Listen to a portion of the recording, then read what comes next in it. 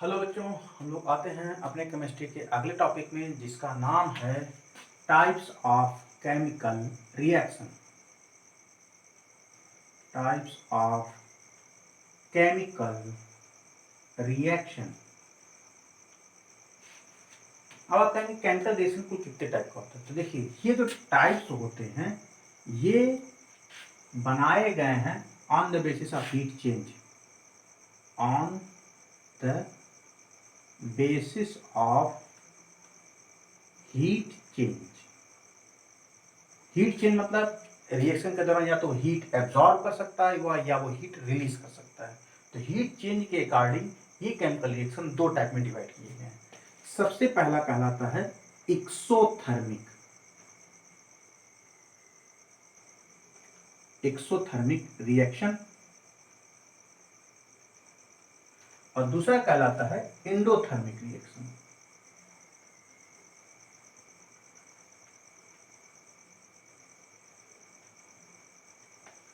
आपने बहुत सारे रिएक्शन ऐसे देखे होंगे जिसमें रिएक्शन के दौरान बहुत ज्यादा मात्रा में क्या निकलती है, हीट एनर्जी लिबरेट होती है। और जब हीट एनर्जी लिबरेट होती है तो हीट के निकलने को एक्सो और थर्मिक मतलब होता है हीट। एक्सो मतलब होता है बाहर यानी एक्सटर्नल, और थर्मिक मतलब हीट यानी हीट बाहर की तरफ निकले, यानी आपको बहुत ज्यादा मात्रा में हीट एनर्जी एब्जॉर्ब हो, प्राप्त हो। तो इन्हीं को हम एक्सोथर्मिक कहते हैं। तो इसमें आप लिख सकते हैं when heat is liberated during reaction। अब आप कहेंगे सर ऐसे कौन कौन से रिएक्शन है जहां पर आपने हीट एनर्जी निकलते हुए देखी होंगी। तो सबसे पहले आपने देखा होगा दिवाली के दिनों में जब आप लोग घरों में चूना कली होते थे। आप लोगों के घर में डिस्टेम्पर लगते हैं, लेकिन जिनके घरों में चूने लगते हैं आप वहां पे जाकर बड़े आराम से देख सकते हैं कि वो चूने के बड़े बड़े पत्थर लेकर के आते हैं और उन पत्थर को जैसे ही पानी में डालते हैं पानी में वो बॉयल करना शुरू कर देता है और उस पानी का टेम्परेचर 100 डिग्री सेल्सियस के आसपास होता है। तो यहाँ पर आपने देखा वो पत्थर तो जनरली रिएक्ट जनरली तो हीट नहीं निकाला था, लेकिन जैसे ही पानी के कांटेक्ट में आया उसने हीट एनर्जी निकालना शुरू कर दिया। तो जब हीट एनर्जी निकालना शुरू कर दिया तो हीट इज लिबरेटेड, मतलब कौन सा रिएक्शन कहलाएगा, एक्सोथर्मिक। तो चलिए ये रिएक्शन देख लेते हैं। देखिए चूने का पत्थर का फार्मूला था कैल्शियम ऑक्साइड्स। आपने पानी रिएक्शन कराया था पानी के साथ, तो ये बनेगा कैल्शियम हाइड्रोक्साइड और क्या निकलेगा, हीट। दूसरा आपने भी ये भी रिएक्शन देखा होगा, अगर आपने बचपन में पटाखे फोड़े होंगे और अगर वो पटाखा अगर आपने कार्बाइड से फोड़ा होगा। कार्बाइड का फार्मूला होता है CaC2, कैल्शियम कार्बाइड। आपने जब जैसे कैल्शियम कार्बाइड को पानी के कांटेक्ट में डाला होगा तो कैल्शियम हाइड्रोक्साइड बनेगा और क्या बनेगा, एसिटिलीन गैस, साथ में हीट निकलती है। तो इस पे देखिए रिएक्शन के दौरान हीट निकल रही है, तो ऐसे सभी रिएक्शन क्या कहलाएंगे, एक्सोथर्मिक। और सबसे कॉमन रिएक्शन तो आप अपने घर में रोज देखते होंगे, क्या जानते हैं, डिटर्जेंट। आपने देखा होगा जब आप डिटर्जेंट को हाथ में लेकर के पानी के अंदर डालते हैं तो आपके हाथ गर्म हो जाते हैं। अगर आपके हाथ गर्म हो रहा है इसका मतलब वो केमिकल हीट एनर्जी को क्या कर रहा है, लिबरेट कर रहा है। तो वो सब क्या कहलाता है, exothermic reaction. Is it clear. चलिए अब हम आते हैं इंडोथर्मिक रिएक्शन। इंडो मतलब होता है अंदर, थर्मिक मतलब होता है हीट, यानी ऐसे रिएक्शन जिसमें वो हीट एब्जॉर्ब करे, और अगर हीट एब्जॉर्ब करता है तो वही कहलाता है एंडोथर्मिक रिएक्शन। जैसे फॉर एग्जांपल यहां पे लिख लेते हैं, when heat is absorbed during chemical reaction. अब आप कहेंगे सर ऐसे कौन कौन से रिएक्शन हैं जहां पर आपने हीट एब्जॉर्ब करते हुए देखा होगा। सिंपल सी बात है, नाइट्रिक ऑक्साइड का बनना। नाइट्रिक ऑक्साइड को नाइट्रोजन और ऑक्सीजन के साथ अगर हीट नहीं देंगे तो वो कभी भी नाइट्रिक ऑक्साइड नहीं बनेगी। इसके अलावा मर्क्यूरस ऑक्साइड, मर्क्यूरियस ऑक्साइड को आप हीट देंगे तो वो मरकरी और ऑक्सीजन में क्या रहेगा, टूट जाएगा।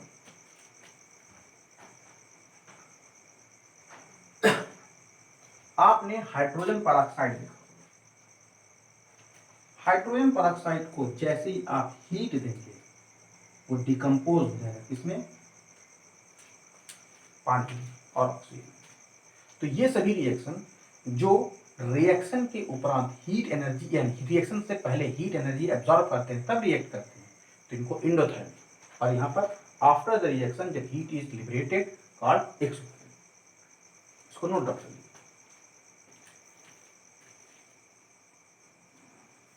चलिए बच्चों, अब हम लोग ये देखते हैं ऐसे कुल कितने रिएक्शन हैं जिनको हम एक्सोथर्मिक कह सकते हैं और ऐसे कुल कितने रिएक्शन हैं जिनको हम लोग एंडोथर्मिक कह सकते हैं।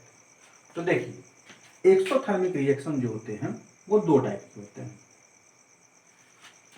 एक कहलाता है कॉम्बिनेशन रिएक्शन, दूसरा कहलाता है डीकम्पोजिशन रिएक्शन। तो चलिए हम लोग डिस्कस कर लेते हैं कॉम्बिनेशन रिएक्शन। कॉम्बिनेशन रिएक्शंस क्या होते हैं? कॉम्बिनेशन रिएक्शंस होते हैं कि जब आप दो रिएक्टेंट आपस में रिएक्शन करने के लिए छोड़ देते हैं और दोनों बिना कोई रेजिडुअल वेस्ट बनाते हुए सीधे एक दूसरे से कंबाइन करके एक नया सबस्टेंस बना देते हैं, तो उन्हीं को हम लोग कहते हैं कॉम्बिनेशन रिएक्शन। जैसे एग्जांपल के तौर पे आपने कोयले को जब ऑक्सीजन के साथ गर्म किया था तो बना था कार्बन डाइऑक्साइड, यानी कोयला और ऑक्सीजन दोनों कंबाइन करके क्या बन गए, कार्बन डाइऑक्साइड। आपने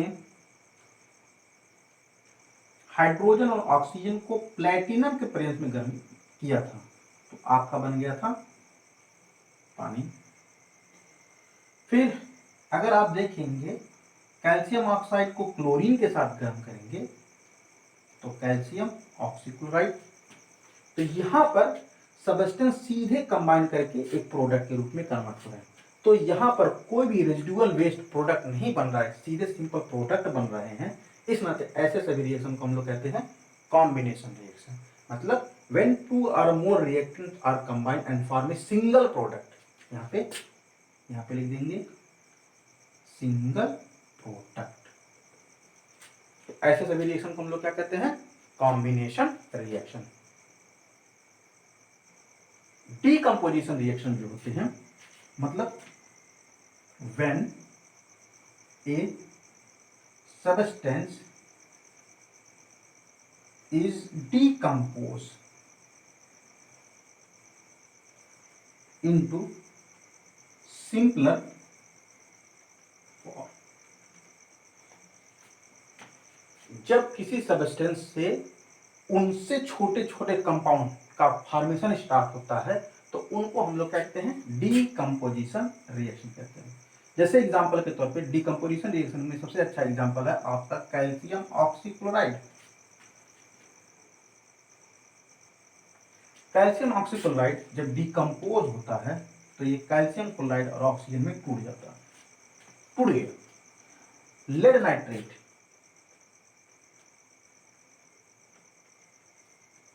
लेड नाइट्रेट को अगर आप हीट देंगे तो वो लेड ऑक्साइड और नाइट्रोजन डाइऑक्साइड और नेसेंट ऑक्सीजन में टूट जाएगा।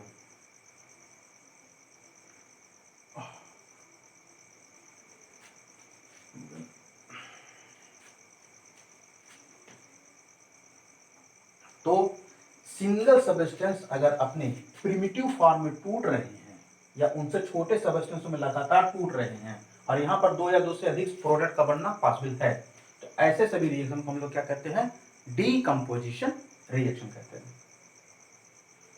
इसको नोट डाउन कर लीजिए। तो चलिए बच्चों, अब हम लोग पढ़ते हैं डीकम्पोजिशन रिएक्शन के टाइप्स। तो सबसे पहले हेडिंग डालते हैं डीकम्पोजिशन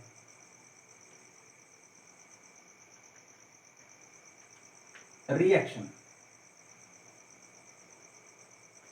डिकम्पोज मतलब कोई एक सिंगल सब्सटेंस दो या दो से अधिक प्रकार के सिंपलर फॉर्म में टूट रहा है। तो हम देखते हैं ये सिंपलर फॉर्म में टूटना कितने रूपों में हो सकता है। तो आप देखेंगे कि ये कुल 3 फॉर्म में हो सकता है। जैसा पहला जो कहलाता है वो कहलाता है थर्मल डीकम्पोजिशन, दूसरा कहलाता है इलेक्ट्रोलिटिक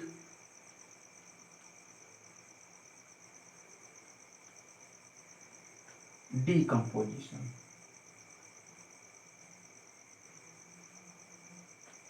और तीसरा कहलाता है फोटोलिटिक।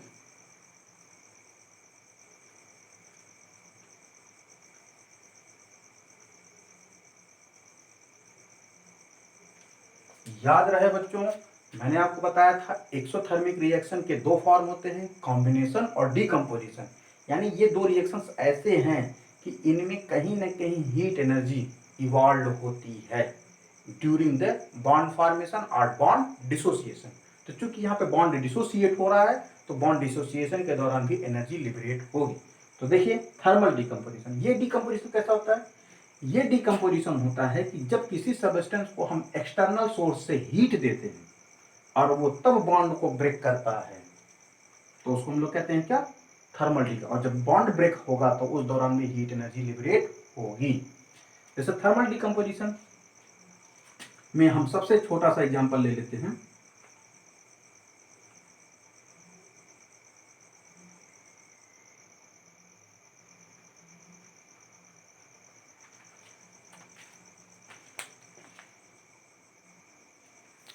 तो चलिए बच्चों हम लोग बात करते हैं थर्मल डीकम्पोजिशन की। तो थर्मल डीकम्पोजिशन मतलब इसमें हम एक्सटर्नल सोर्स से हीट देते हैं तब वो कंपाउंड अपने 2 या 2 से अधिक सब्सटेंस में टूटता है। इसके एग्जांपल हम बहुत पहले डिस्कस कर चुके थे, जैसे कैल्शियम ऑक्सीक्लोराइड। जाहिर सी बात है आप इसको हीट देंगे तो ये कैल्शियम क्लोराइड और नेसेंट ऑक्सीजन में टूट जाएगा। एक एग्जांपल हमने प्रीवियस पहले दिया था लेड नाइट्रेट वाला, कि लेड नाइट्रेट को जब हम गर्म करते हैं तो लेड ऑक्साइड 4NO2 और O2 में टूट जाएगा गर्म करने के दौरान ही। और एक और भी ले सकते हैं कैल्शियम कार्बोनेट, सभी जानते हैं कैल्शियम कार्बोनेट को अगर आप गर्म करेंगे तो ये कैल्शियम ऑक्साइड और कार्बन डाइऑक्साइड में क्या हो जाएगा? टूट जाएगा। तो ये सब जो एग्जाम्पल हैं वो किसके एग्जाम्पल हैं? थर्मल डीकम्पोजिशन के। तो अब हम लोग पढ़ते हैं नेक्स्ट इलेक्ट्रोलिटिक डीकम्पोजिशन। तो चलिए हम लोग आ जाते हैं अपने नेक्स्ट टॉपिक इलेक्ट्रोलिटिक डीकम्पोजिशन। यहां पर आप ये कह सकते हैं कि कंपाउंड डीकम्पोज होता है due to the passing electricity. The decomposition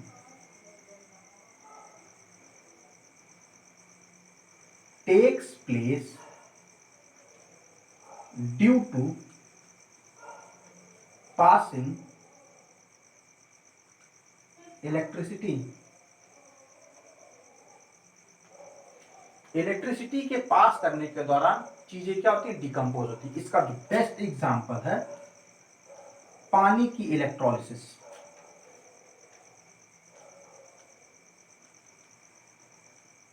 पानी की जब आप इलेक्ट्रोलिसिस करते हैं तो यहां पर ये हाइड्रोजन और ऑक्सीजन में क्या होते हैं? टूट जाते हैं। तो इन्हीं को हम लोग कहते हैं इलेक्ट्रोलिसिस। इसमें होता क्या है? हम सभी जानते हैं कि इलेक्ट्रोलिसिस के दौरान एक कंटेनर होता है, उस कंटेनर में 2 छोटे होल होते हैं और उसमें ग्रेफाइट की 2 रॉड लगी होती है और ये पूरी तरह से सील्ड होते हैं।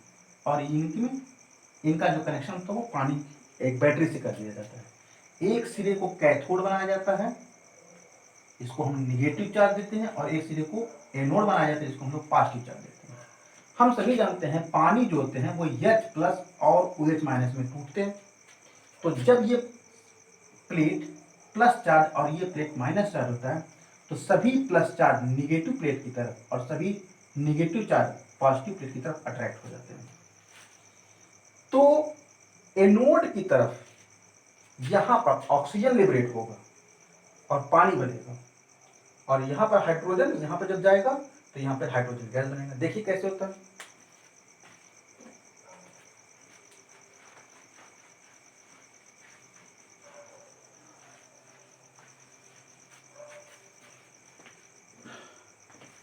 देखिए कैथोड पर निगेटिव चार्ज होते हैं, तो कैथोड पर बहुत सारे इलेक्ट्रॉन होंगे, तो कैथोड पर उन्हीं इलेक्ट्रॉनों को लेने के लिए हाइड्रोजन प्लस चार्ज के रूप में जाएगा, और क्या दो इलेक्ट्रॉन रिसीव करेगा तो किसमें कन्वर्ट हो जाएगा, हाइड्रोजन में। लेकिन जब बात वो एनोड की तरफ जाएगा, कौन, OH चार्ज, एनोड पे कौन सा चार्ज होता है, प्लस चार्ज। तो जब एनोड के ऊपर ये प्लस चार्ज होते हैं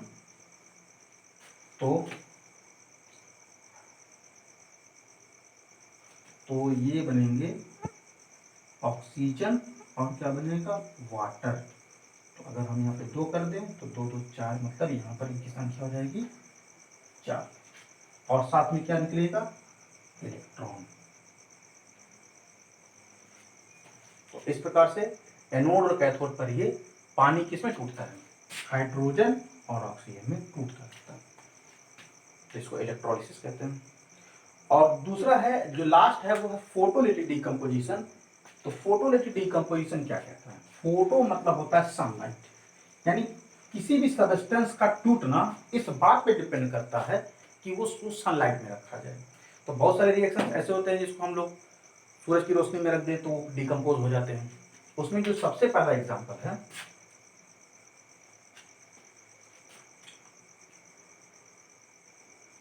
जैसे सिल्वर ब्रोमाइड। सिल्वर ब्रोमाइड को अगर आप सूरज की रोशनी में रख देते हैं तो वो सिल्वर और ब्रोमीन में क्या आ जाता है, टूट जाता है बहुत आसानी से। उसी तरह से हाइड्रोजन परऑक्साइड सूरज की रोशनी में रख दीजिए तो वो नेसेंट ऑक्सीजन और पानी में टूट जाएगा। क्लोरोफॉर्म,